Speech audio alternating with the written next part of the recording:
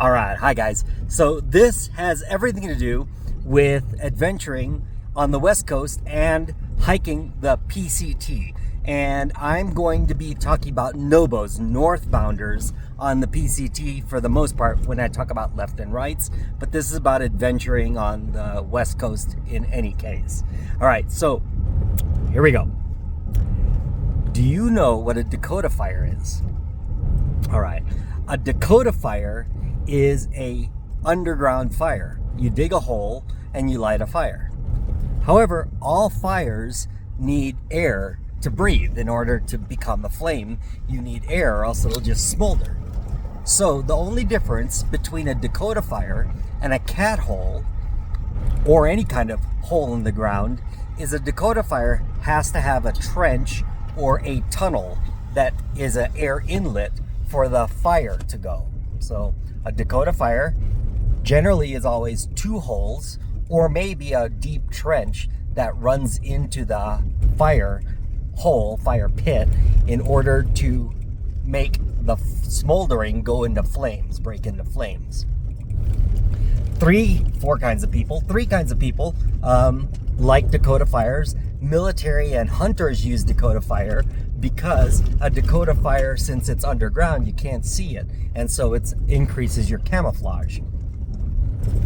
Third kind of person that likes Dakota Fire is a LNT guy, because it's all 90% buried anyway, so when you're done, you just finish burying it and leave no trace. All right, but the reason why it's called a Dakota Fire, and I'm not really sure if it's named after the Dakota natives or the Dakota prairie, but it's used in the prairie.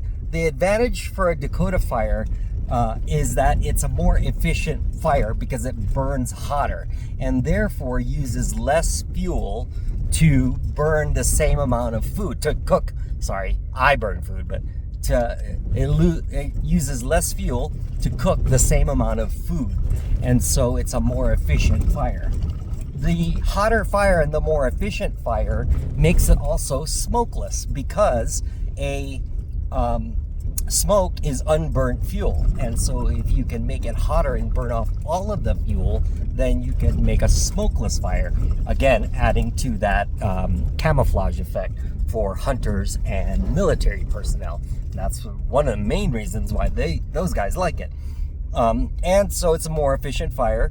What happens is the hot air rises like a hot air balloon. Hot air rises and expands, and that hot air rising and expanding begins to suck in air through that air inlet. So it passively hot air rises, but now there's this active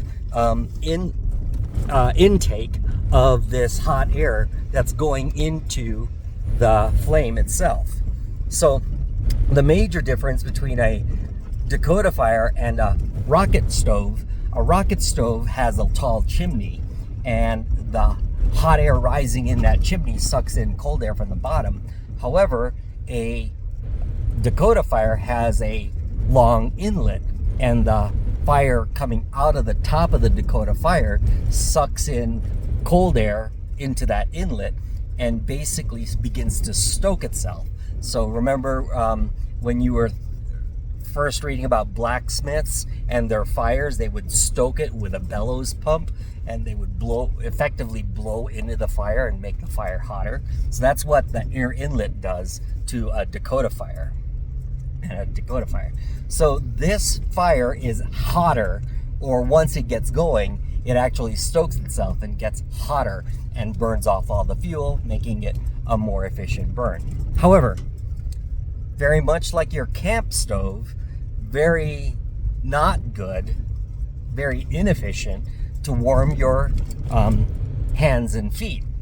Just like your camp stove, especially if you put it into your tent, you'll just singe your fingers if you put it over the camp stove, and you'll singe your toes and you'll burn a hole through the tent, but you'll still have cold wrists and cold ankles because the heat from the camp stove goes straight up. It doesn't come off the sides. That's the efficiency part of your camp stove. Well, same kind of efficiency on a Dakota Fire.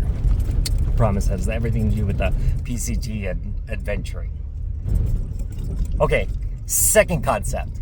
The second concept I want you to think about is the Venturi Effect. And everybody knows what the Venturi Effect is, even though right now some of you are like, I don't know what the Venturi Effect is. I'm going to prove that you know what the Venturi Effect is. Some of you have an air mattress, and you inflate that air mattress with what's called a pump sack. You inflate this sack first, and then use the air in that sack to inflate your air mattress. The very first instruction that they give you on your pump sack is to hold the pump sack away from your face. So actually the first instruction is, this is not a toy, don't play with it. Second, hold it away from your face. The reason why you hold it away from your face is the work of breathing, the work that's involved in inflating your pump sack that you save, that benefits you, is that Venturi Effect air that follows your breath of air. So when you go and you blow in that air into your pump sack and you're holding the pump sack away from your face, what happens is that one breath with it and behind it comes in about 3 gallons more of air into the pump sack. So is just not only one breath, but followed by 3 gallons more of air, and it inflates your pump sack. If you were to hold your pump sack right to your lips, then you would lose all of that, and you might as well just throw away the pump sack and blow straight into your air mattress. So the whole point of the pump sack is to inflate it from almost arm's reach away, so that that one breath can be followed in by even more volume of air. So there you go. So that's the Venturi Effect, and I know you guys know what it is because everyone knows that garden hose attachment that you put at the end of your garden hose and it fertilizes your lawn. Well, it's that volume and pressure of water going over the reservoir that sucks up the fertilizer and throws it against your yard. And same thing when you're spray painting your car, the compressed air and volume going over the paint reservoir nozzle, little valve, sucks up paint, throws it against your car door. And so therefore both of those are using the Venturi Effect. All right, continue with me because this is going to be a stretch, I know, but it has everything to do with adventuring on the West Coast and the Pacific Crest Trail. So I want to prove it. So white man teepees, TIPIs for internationals that don't know what a teepee is. White man teepees, a Native American dwelling. I think we just call them natives now. So native dwelling is a teepee. White man teepees are 10 feet tall, built to code. Just kidding. And Native American teepees, native teepees, are 20 to 35 feet tall. Super tall structures. The reason why they built these super tall structures is they knew to hold their pump sack away from their face. You didn't want it close to your mouth because you wanted that work savings from having that pump sack away from your face. So what do I mean by that? Well, what I would do, what a native would do, very ingenious. What a native would do is build a small little Dakota Fire, right?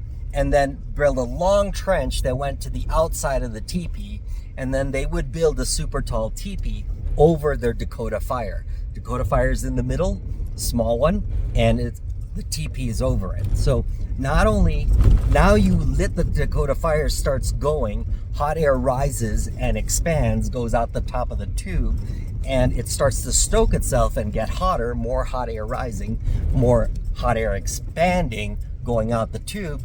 Now what that does is suck in air from that inlet, but soon enough it's going to start sucking, because of that Venturi Effect, you're going to have all that air getting sucked in from underneath the apron of the teepee. And so now what you do is you take your drying meat, your drying laundry, you take a bale of hay and you dunk it in the river and you bring it back to the side of your teepee, the cold river rocks, maybe the creek bed itself around the edge of your teepee.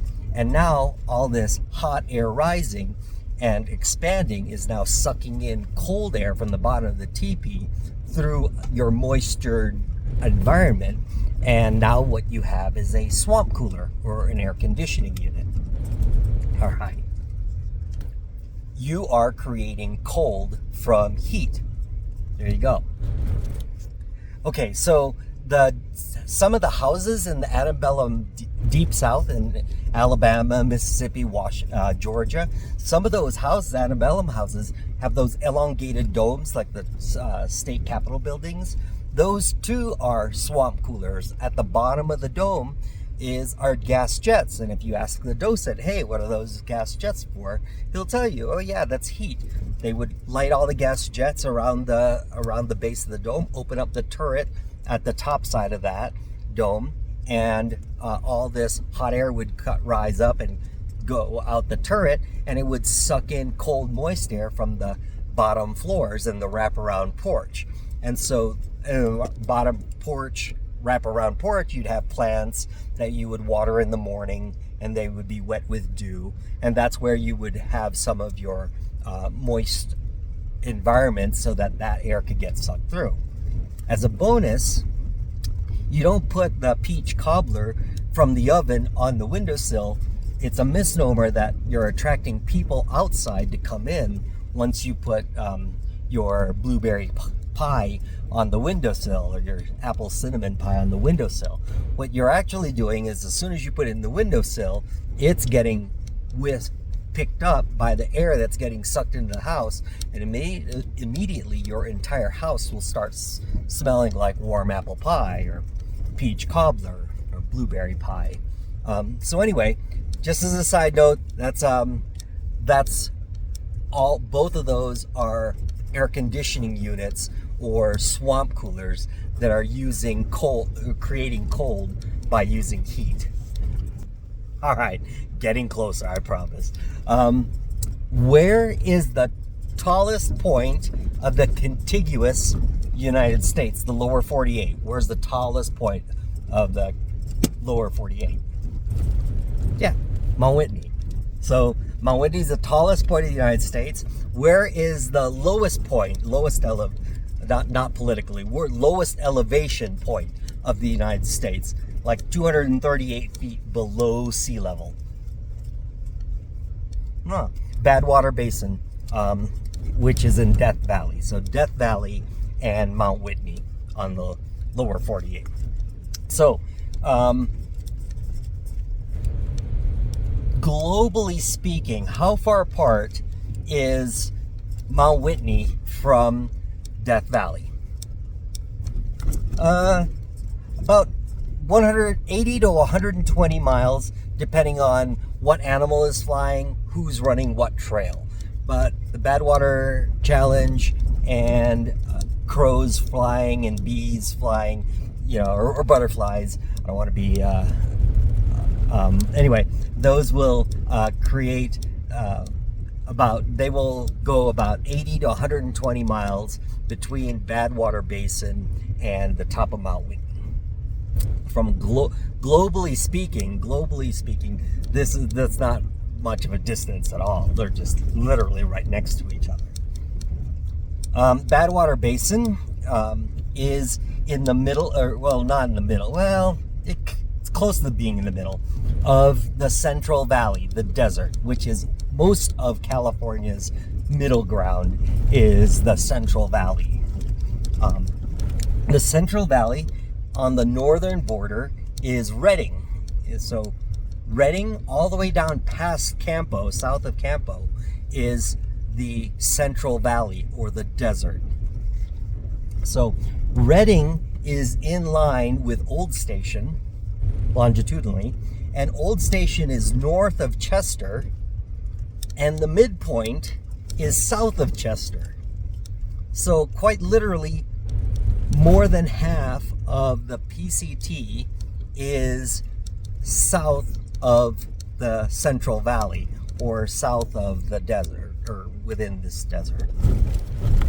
And if you look at a topographical map of California or of the West Coast, if you look at a topographical map of the California or West Coast, what you will see is the Sierra Nevada mountains that you guys are on, and then the Central Valley. And I just stated that the Central Valley is more than half of your PCT. So, dun dun dun. Where this comes in to play is that you are walking around the rim of the world's largest Dakota fire. Quite literally, the Badwater Basin is below sea level. It's this huge desert starting from Redding going all the way down to Mexico, and then you have this rim of the Sierra Nevada and other mountains on the west coast that form the world's largest Dakota fire. And there are ramifications and microclimates and major climates that go with being in the world's largest Dakota fire and spending as much time as you and I do within the realms of this world's largest Dakota fire. All right, so this is the part where it starts to get good. You're walking around the world's largest Dakota fires. There's all sorts of ramifications with going around the world's largest, with being on the rim of the world's largest Dakota fire. And here we go. So, in June, July, and August, hot air rises. So in June, July, and August, at about 9 o'clock, 10 o'clock, you and I, we light up our world's largest Dakota fire, starts getting hot, starts to get hot, starts to pick up. All that hot air is rising and expanding, and it's starting to suck in cold air from the ocean, and it's going to continue to suck in all this cold air from the ocean. All right, let's switch gears for just a second. We're going to go to San Francisco Bay Area. I want you to picture the skyline of San Francisco in San Francisco Bay. And what you'll probably think of, or if you look it up on the internet, what you'll probably see or think of is the San Francisco Bay water, and then the ferry building at the very front, and then right behind the ferry building is downtown San Francisco. Behind that is this massive black mountain or dark mountain. There's not a lot of lights are on the mountain, right? And then those two mountains, each peak of the Twin Peaks, it's one mountain with two summits, so they call it Twin Peaks. So Twin Peaks Mountain has an orange antenna above each peak. So it's got two orange antennas, and that's the typical skyline of San Francisco County and San Francisco City. All right.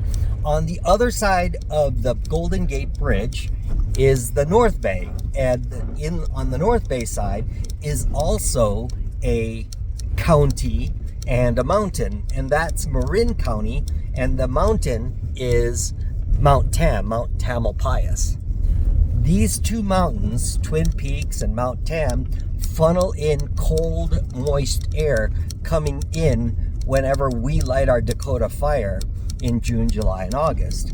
And whenever you have a funneling in or a pinching in or a pressing or a condensing, especially if it's cold, moist air, whenever you condense cold, moist air, the byproduct of condensing cold, moist air is condensation, right? Rain, clouds, or in this case, it'll be fog, right? So there's this thick fog that forms in San Francisco every day. And the locals in San Francisco, they'll say the wind in San Francisco doesn't blow, it sucks, because it's being created from that sucking effect. And it's an amalgamation of 6 of Mark Twain's conversations, but the one quote is, "The coldest winter I ever spent was a summer's day in San Francisco." So if you want to invite your friends, especially if you're international, if you want to invite your friends to San Francisco, unless they are master sailors and kiters and hang gliders, then you want to invite them in September, October. No more temperature gradient, and therefore nice, sunny, warm days without a lot of wind. If you invite them in June, July, and August, and they're not master sailors and kiters, well, then you're just going to get a lot of very cold, very wet, very wispy, not wispy, but very strong winds coming at you from that Dakota fire effect that we were talking about. Okay, so that's a horizontal view of the fog that's being created, the condensation that's being created. That's the horizontal view. let's turn it vertically now. Let's turn it vertically. All this cold, moist air is getting sucked over from the ocean, and the part that's not going into San Francisco is just getting sucked eastward and hitting the mountains, and the western side of the mountains.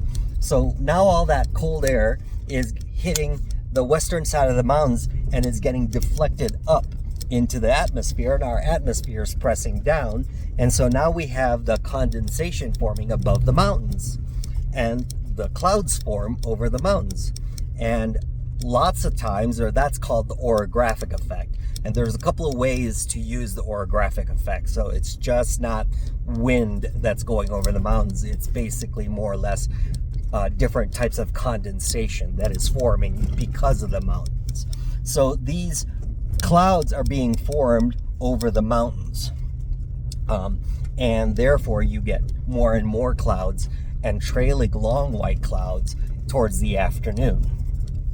Now, I like to think about it as a fight between moisture, between heat, the sun, moisture, the water, even though it might be water vapor, and elevation. So, moisture hates elevation. It gets nauseated and it starts to puke its moisture. So as this cold, moist air is getting sucked up and it's going up in elevation over the mountains, it's going to start dumping that moisture from its grasp on the western side of the Sierra Nevada. So on the eastern side of the Sierra Nevada, you might see clouds, but then eventually the heat from the heat guy heat warrior will win over, and that'll just dissipate in the air. Even though it might be raining, it to you, until you've heard this conversation, might think it's rain clouds, but if you come back an hour later at 11 o'clock, it's still going to be rain clouds that never hits the desert, and it's come back an hour later at noon, it's going to be rain clouds that is still raining, but it never hits the desert floor. And that's not rain, that's called Virga, V-I-R-G-A. And what's happening is called the rain shadow effect. The rain shadow effect says all the moisture as you walk north is going to be on your left side, and no moisture, or very little moisture, is going to be on your desert side, on your right side, as you walk north on the Pacific Crest Trail. And the reason for that, or the reason why I know that, is because I know that it's going to dump like between 24 and 36 feet of snow every year in the Sierra, and it's going to rain 2 to 5 inches of rain every year in Death Valley. So I know that that rain's never going to hit the ground, that Virga is never going to hit the ground, just because I know that desert's not going to get any, unless it's a torrential storm, that desert's not going to get wet from this rain. All right. Okay, so some of you will be hiking in New Zealand, or will be traveling or visiting New Zealand. If you ask what the Maori call the islands, and they'll say, and I don't want to butcher it, I'm sorry, they'll say Te Araroa, or Aotearoa, sorry, there's it, Aotearoa. The AO stands for the long, and then the Te-Aroa, whatever, stands for white clouds. It's the land of the long white clouds, land of the long trailing white clouds, because the Maori would sail to the North and South Islands that would form the long trailing white clouds. If you're ever in a boat with an ancient Hawaiian navigator and they say, "Hey, Jay, you want to go to Hawaii?" And you go, "Yeah, I want to go to Hawaii." And you go to sleep, you wake up the next day and you're in Hawaii, and you're like, "How do you know? How do you know?" And the reason is, what I saw on day 1 was blue ocean, blue sky. Day 2, blue ocean, blue sky. Day 3, blue ocean, blue sky. What he saw was blue ocean, blue sky, clouds. Blue ocean, blue sky, clouds. Day 3, blue ocean, blue sky, clouds. So he knew that there was some kind of effect that's happening with this cold, moist air hitting one side of the volcano, that It's getting deflected up, it's getting squeezed, getting condensed, condensation causing the clouds. Hey, if I sail under the white clouds, I will probably end up on Oahu or the Big Island or Maui. There you go. Okay, so that's all called the orographic effect, orographic effect, and the mountains will create those clouds, and that's why even the mountains that are not right on the Pacific Crest Trail will also have clouds on them. So Rainier, Mount Lassen, Mount Shasta, Mount Baker, all of those mountains, Jefferson, Adams, they'll all have clouds over them. Sometimes they're trailing white clouds, which means that there's some kind of wind, but even if there's no wind, you might even see a UFO cloud or a lenticular cloud. You might see a Kelvin Heimholtz clouds. They're the ones that look like a bunch of surfable waves going over in the sky. Those are Kelvin Heimholtz clouds. There'll be roll clouds.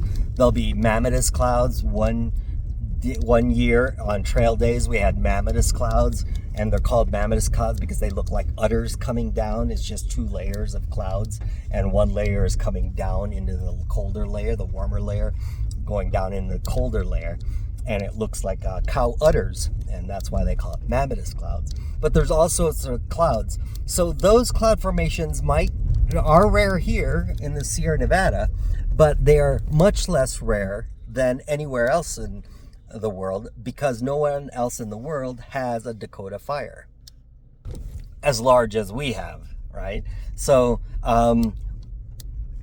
we have this state-sized Dakota fire that we can rely upon in June, July, and August to make clouds, especially if the moisture warrior starts to win over the heat warrior. But in any case, those clouds form every day, and sometimes they stick around. If it's not very, very hot and evaporates the clouds, it'll stick around and create really great sunsets. And then on top of all of that great phenomena, the sunset's low in the horizon on the west coast, and there's no landmass and there's no buildings in the way, and so therefore that sunset hits the underbelly of the clouds at sunset and creates these amazing Aspenglow sunsets. Often, and sometimes sunrises are also created, but that's what's happening in the on the west coast. Is those Aspenglow sunsets make for some incredibly picturesque sunsets while you're walking up the PCT. Okay, going back to the Dakota Fire. This state-sized Dakota Fire has 3 trenches instead of just that one inlet. So now let's talk about those air inlets for our state-sized Dakota Fire. So let's say you had your phone out and you're at 3%. 3%, I got to charge my phone. What would you build if you knew that there was an air inlet that was sucking air? Well, first, what would you build if there was water flowing? Right? You would build a water wheel or a mill that would go on a water wheel, and the water wheel would spin, create energy, and you'd charge your phone. Well, if you knew that there was an air inlet around, what would you build? A wind turbine. So guess where the southern trench is? Yeah, I mean, those wind farms in Tehachapi weren't created by a dartboard hitting the globe. You know, they specifically knew that that's where it was going to be the windiest. The other 2 trenches are not along the PCT, but Altamont Pass in the Bay Area has a bunch of wind farms too. And the only reason why you don't see it is because you don't live. I mean, the PCT doesn't cross over Altamont Pass. The other area would be Sacramento Delta, has a lot of wind. However, the Sacramento Delta is all silt and sand, and you can't really build tall structures safely on shifting sand and silt. So what those guys will have is a bunch of kiters and windsurfers coming out every afternoon, taking advantage of that consistent wind. Storm winds are gusty, and heat generated winds are going to be very predictable. So when you're walking in the desert in Tehachapi, that wind is blowing at 45, 60 miles per hour, and you can lean against it. It's not going to gust and blow you over, and it's not going to dissipate and have you fall. It's just going to be that constant 45 mile an hour heat generated wind. So what does that mean to an adventurer? Well, I'm going to do my paddle sports in the morning, my kayaking and my paddle boarding. I might even do my climbing and or bicycling in the morning time. And then in the afternoon, when you get to Cascade Locks, you'll see that on the Columbia River Gorge, you'll see that the paddle boarders and the kayakers come in at around 11, 12, 1 o'clock, and guess who goes out after the kayakers go in? Yeah, the windsurfers and the kiters go out in the afternoon when the wind starts to pick up. So there you go. You can decide what to do based on how much wind is going to come and get you. Okay, well, there you go. I hope that helps explain a few of the weather phenomena that you either have seen or will see.